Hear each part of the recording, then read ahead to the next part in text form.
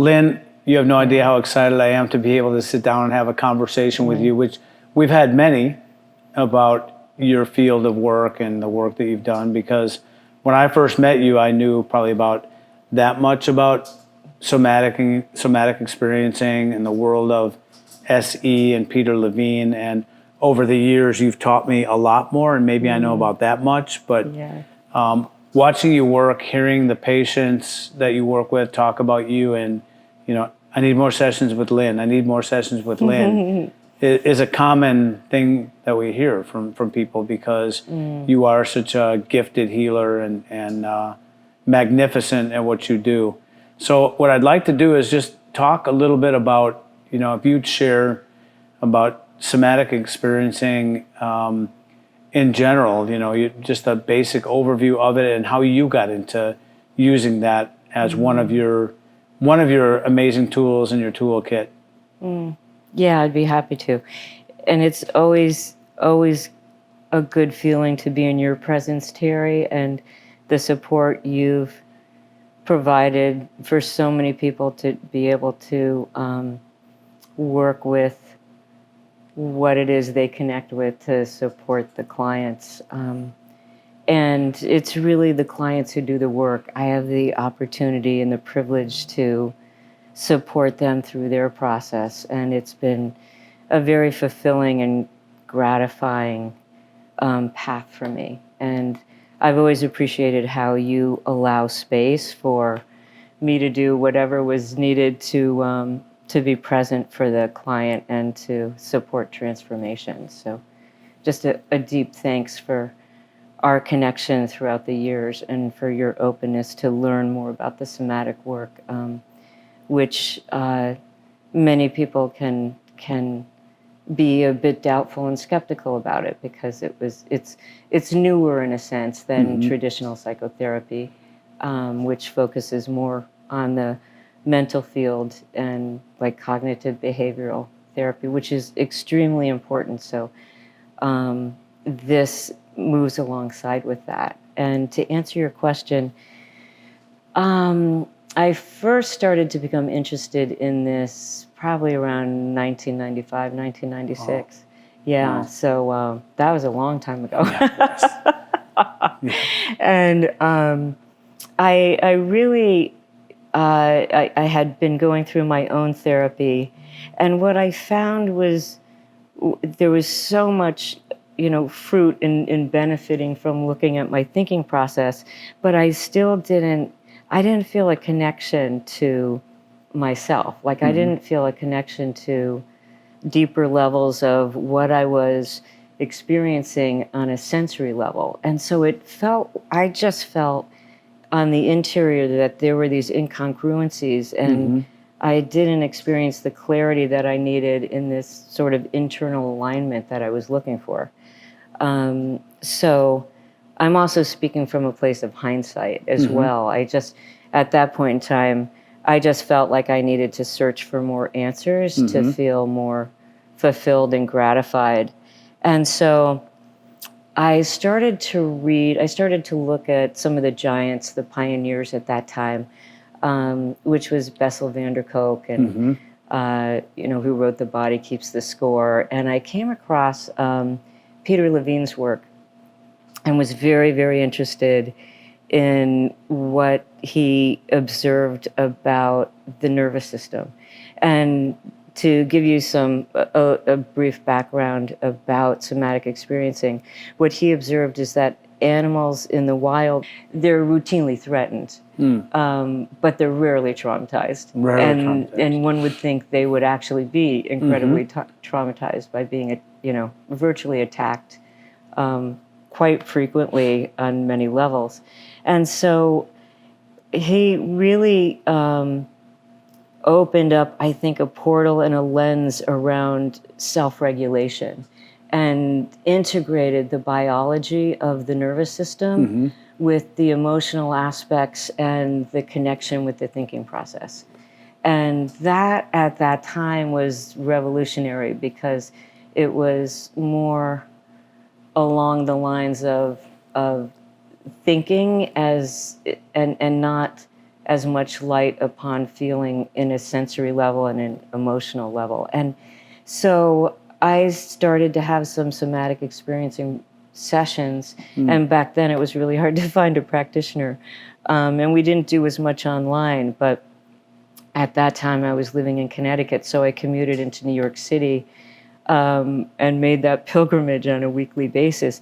And I found it so profound because for the first time, what I experienced is that when I sat with what was arising in recognizing what was going on with my nervous system and how I was getting triggered, it wasn't the thinking process that was in the foreground. It was the observations of listening to what was happening on some other levels that I hadn't ever acknowledged before.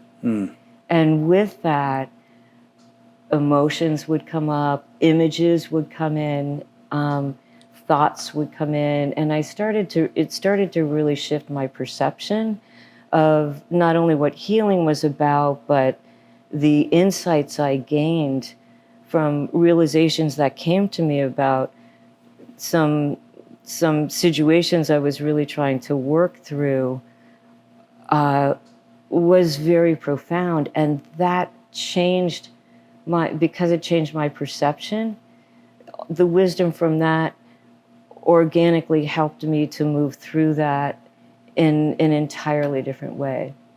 So I didn't even have to think about, oh, here's what I need, here's what this is going to look like. I didn't need to analyze it at all.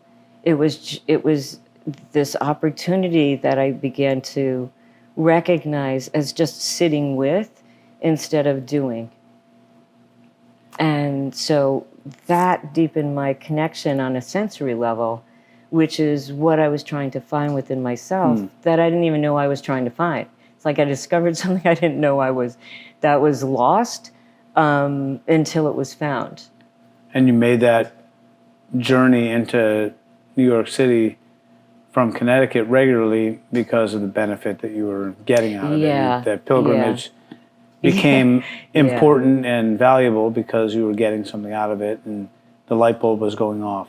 Yeah. And the healing was taking place. Because before if things were kind of numb, like I felt flat. I couldn't access a lot of the sensory emotional components of experience.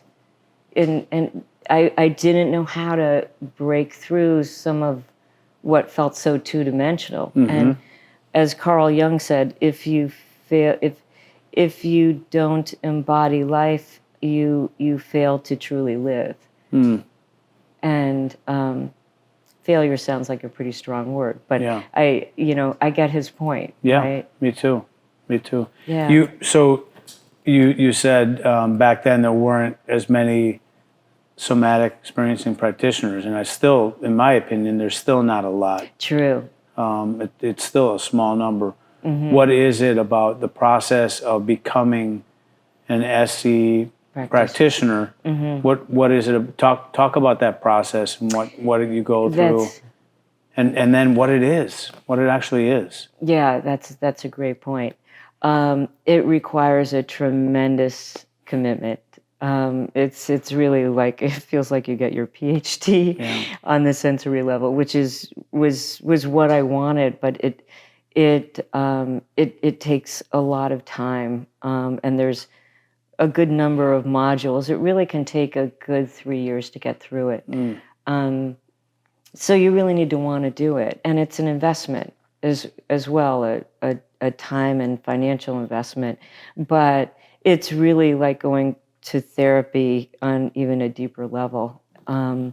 So there's the first year. They've changed it a little bit, but there's 2 modules, and then there's a lot of supervision. So there's supervision requirements, and then you need a certain number of sessions. So you're really doing the work as it parallels the training, which is brilliant. So it's like super therapy as you're moving through the process of learning how to become a practitioner.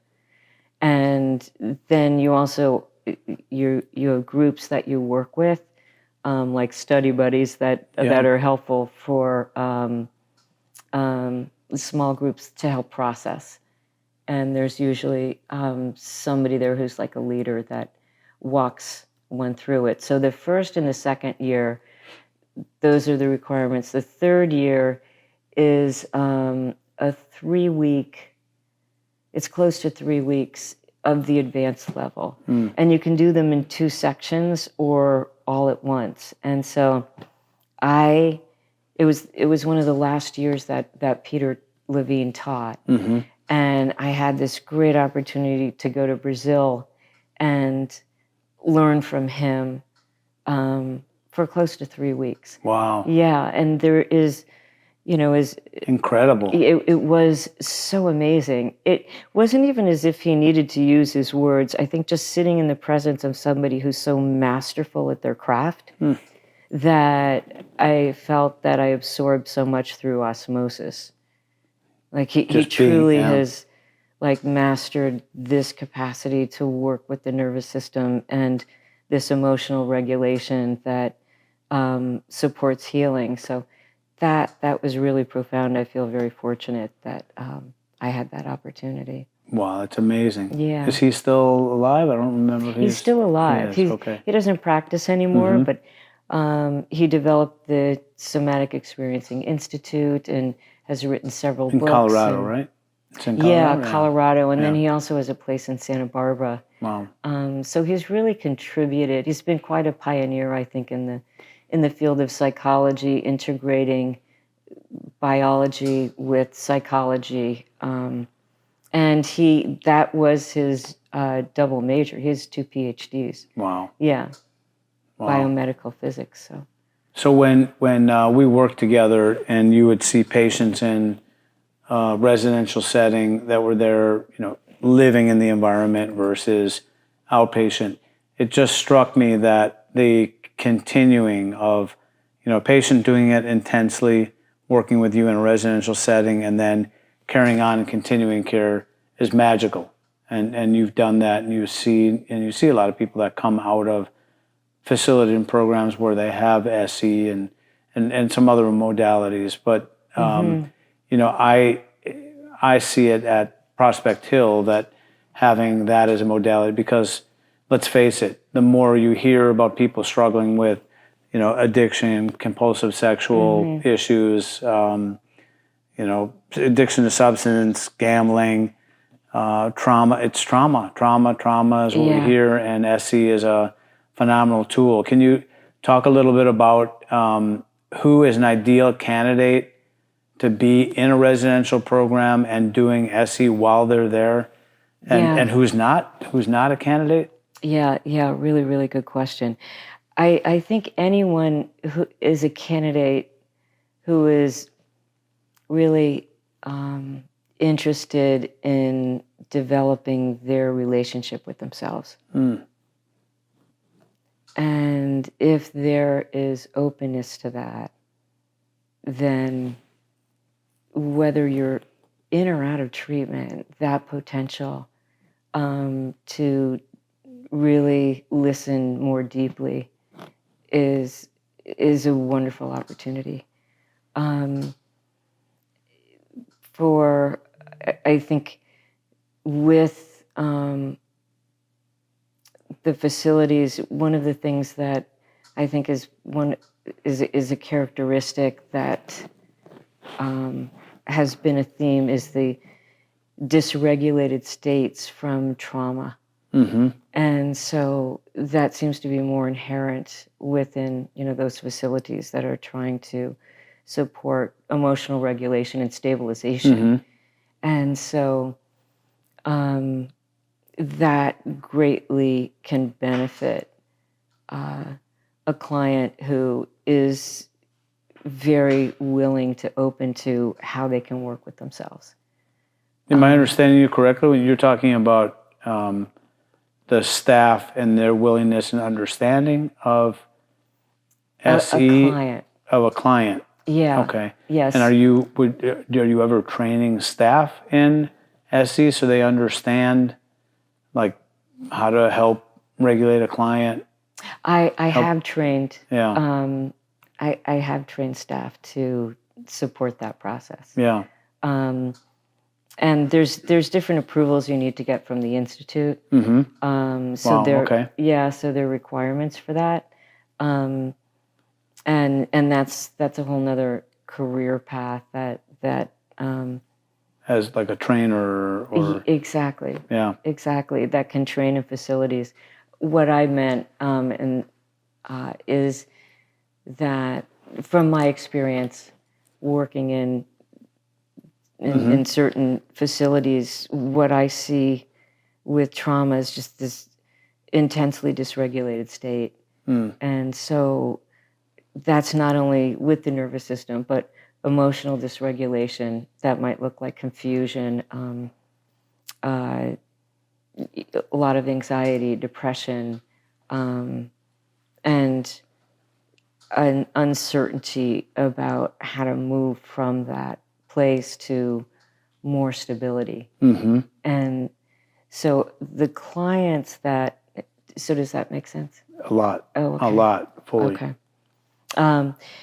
I think where it gets difficult is if there is so much fear that there's an intense amount of shutdown, and there's a way that one can work with somatic experiencing to develop a little bit of safety, right? So you're talking about the fear that the client might have of going to that place that... Yeah, because you really have to make sure you don't jump in too quickly because they don't have capacity. So it's developing capacity. But what I've found, which can be challenging, are clients who have DID, for example, AKA multiple personalities, where there is a level of fragmentation that makes it difficult. I'm not saying you can't work with somatic experience. It's just, it's not been my specialty, but I think that's one of the diagnoses or one of the conditions that you're going to be very careful when you're evaluating that client to see if they are a good client to start SE. You're going to be looking for that. And that might be a potential rule out, or you might approach it a different way. You might approach this client a different way. Exactly. And I think too, there needs to be a little stabilization for the client to be worked with. So that, in other words, if their physiology is really off the charts, then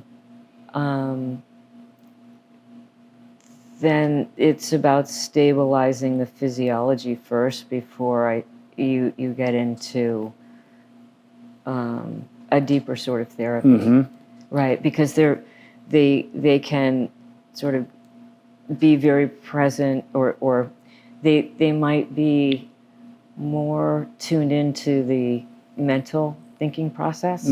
And so that could be really helpful to help stabilize that mental thinking process and the biology before they move into the sensory level. That makes a ton of sense. Okay, good. Absolutely. Good. We get questions from audience that usually send text messages that they'd like to ask questions. So here's a couple that I'm going to throw out to you. Well, there's a lot that have come in. I mean, a real lot. Oh, good. So yeah, I'm exactly. glad there's interest. So how does the body hold trauma, and how can somatic therapy help release it? Oh, beautiful question. How does the body hold trauma? Well, I guess there's several things that come to mind. There is such a thing as muscle memory. And there are impressions that the body connects with, like imprints. And that stores this vibration that can get triggered by situations day to day that can arise, that those memories from the hippocampus in the limbic system become ignited. And so the past can show up in the present moment, because not only does the central nervous system store it, but then our muscle memory on the sensory level also kind of collects that data, and it becomes what Stan Grof said, who was a brilliant psychologist, a coax. And what that means is the mental, emotional, physical, and sensory field kind of gets bound up together. And it's sort of like a knot in your fishing line, for example. And so when that gets triggered, all of that gets pulled up. And so when we start to look at what that vortex is about, or what those fragments are, which is usually what trauma is, then that awareness that gets created starts to make these linkages organically in the system. It's like they start to talk to each other because of the level of awareness. So on the sensory level, that there's an acknowledgement and a connection with what that might have felt like if there's anxiety or a panic that came up at the time, and a memory that's part of it, and a sensory experience, like maybe your chest starts to get tight. Yeah. So it's in bringing awareness to that and listening to what the body would have needed if it could have done something different, both what might need to happen physically and emotionally, but what verbally might have needed to be said that wasn't said at that point in time. And that comes up in a very organic way. And Peter Levine called that CYBAM.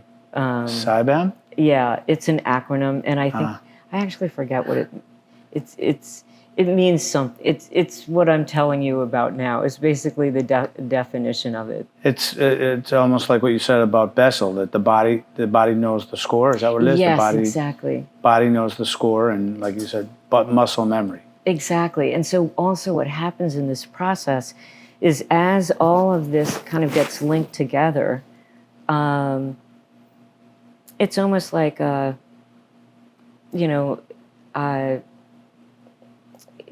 mean, you could even, I'm trying to relate it to technology, but I don't know the term, so I'm not going to go there. Like an analog. And anyway, it's like as these frequencies start to become more harmonious, what happens is there's insights that come in and realizations, and it starts to shift perception. And all of a sudden, we're able to, through working in this process, we're able to separate the past from the present, because now there's more space to understand we're no longer in the past being triggered by that event. We're actually in the present moment, and there can be some shifting in the nervous system not being as vigilant anymore, because what it's trying to do ultimately is protect us, right? Like it's a primordial response. Sure. So that's a spectacular answer. Oh, thank you. I mean, it really is. I mean, I Good, thought that I feels understood. complete. I thought I understood before, but now I understand way, way, way more. Oh, good. I'm glad that was clear. Here's one for you. Ready? Yeah, I'm ready. What is the process that you'd walk someone through to learn how to self-regulate during hard times?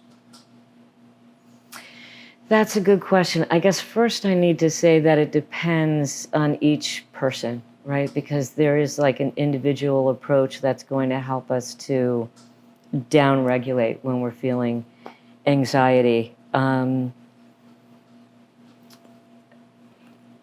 What I want to say is what Peter really, really emphasizes is slowing down. Because the nervous system speeds up, right? So you and I, when we've worked together, I've seen you do incredible work with people dealing with all kinds of things, and I watched you over the years work with people that are dealing with grief and loss. So the question is, how do you help people get through deep grief and loss in their lives and pain? That's a great question. Often, and it's extremely challenging because we naturally can feel that grief can be threatening because it's extremely painful. So we're wired to avoid pain and to move away from it most of the time. Yet what keeps arising is grief, and often we can kind of get mired in how do we deal with this, because it's a tremendously moving force, and it's hard to get clarity when there is so much grief. It can be absolutely overwhelming, and we can really go into a freeze response, or it might trigger the fight or the flight response, but it's incredibly stressful to take a look at it. So what can be so helpful is to be, how I see it, as a life preserver for that individual, that they can go into this deep space and we can work together on a sensory level as well as all the other levels to understand what is happening within this process, and what a session can look like. For example, is I might ask them where they feel the sadness in their body. And it might be all over their body, it might be in a certain part of their body, but that can be like a portal that opens us to other dimensions to be explored. And in that process, there can be images that come up, and other emotions that come in, and other memories that come up. Because what tends to happen is it's not only about maybe like situations that are happening in the present that can potentially be bringing up grief, but many memories and instances and situations in the past that are threaded together, that are forming a kind of theme around loss. And that's important, to look at all these different aspects of what the losses are, to really deepen and understand the meaning behind it. Do you have people that come to you that, say, I've had some loss and I'm struggling with depression, grief and loss, and you will work through that session with them, and you will make a turn and veer off and essentially let them know that you don't think they're ready to do that, but in a gentle way, that they're not ready to. Does that happen? Oh, if just to make sure I understand the question, like if there's if they're in a place that is is this a place where it's just too painful to take a look? Yeah, but they think they want to. They think they're ready to deal with grief and loss. But great point. You're sitting down with them and you're like, this person is nowhere near ready. Because that's a really great point, because you really have to listen to these different levels, right? So you have to perceive what's happening on the mental field, and if there's a green light. And there might be a green light there, but the body might be saying, I am not ready to go here.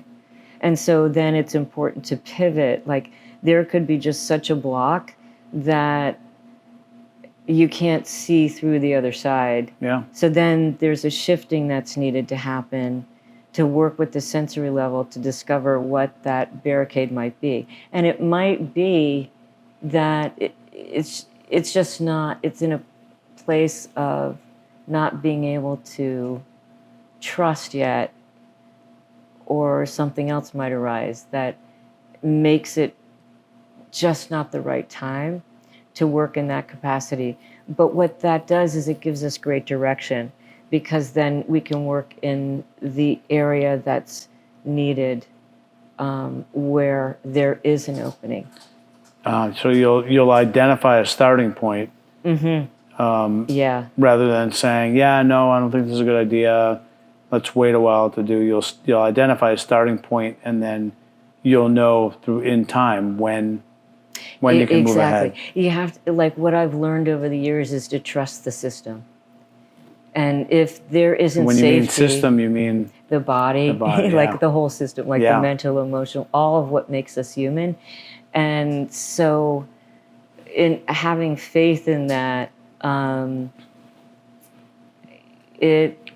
I know it's going to provide us with direction. I just don't know what it's going to look like. And deeply listening in the moment will give us that direction. And it might not always be the right direction at that point, but then it will just keep redirecting us until we find that. Till you get there. Yeah. And I think one of the most profound qualities to work with that needs to arise in a session is the sense of safety. Because without that, we are going to be in a stress response. Yeah. So even if I can find a molecule of safety, Peter Levine used to call it islands of safety. Just create islands of safety, because there are people that I've worked with that I've asked them that question, have you ever felt safe? And there were several times when people have said, no, I have no idea. I don't know what that's like. Like they haven't even thought about it, because it conceptually they didn't go there because their system's always been on stress response because of the level of trauma. Yeah. And in Prospect Hill, we have an island of safety in St. Croix. And the facility, Perfect. I mean, you're in this healing environment, just Yeah. the nature itself, Yeah. the sounds, the beauty, breathing the Yes. fresh air. Yeah. And so, I mean, to me, I know that it's a healing environment. Why would doing somatic experiencing while in treatment at a place like Prospect Hill, why would it be a valuable tool to utilize with the patients that are there? They're some are there for 30 days and some stay 90 days and beyond. So there's time. Yes, exactly. There's time, and there's safety, and there's support, and their environment's shifted. And so because of that, and that there's such beauty that's present and available, it allows the potential to start to feel more grounded and more connected. And when that happens, then the process of safety is starting to flow. So it's really an ideal environment to work in that capacity, and really in many capacities, which makes it a very unique and individualized program for people to really heal. Yeah, that's it. You hit the nail on the head. Because when you're talking about only a group of 7 people maximum, other clients, and everybody's working a lot of individualized, curated care, and you can fold somatic experiencing into that and do it as often as necessary, as often as prescribed by the likes of Lynn, Carrol, who's incredible at her work. Then there's gonna be some very absolutely special, amazing healing going on there. Transformative. Yeah. I so appreciate what you're saying, and I'm so grateful to you, because you give people like us the opportunities to develop our skills and create the safety needed to be able to do that, and to connect deeply with clients and people who really are in need of working through difficult paths and passages. And 7 people, it's in this beautiful facility that just creates that safety and support is I think that container for healing Yeah. could not be more profound and sacred. The island, as Peter Levine said, right? Yes, exactly. The island, which truly is an island. Yeah, yeah, yeah. I like how that came out, Terry.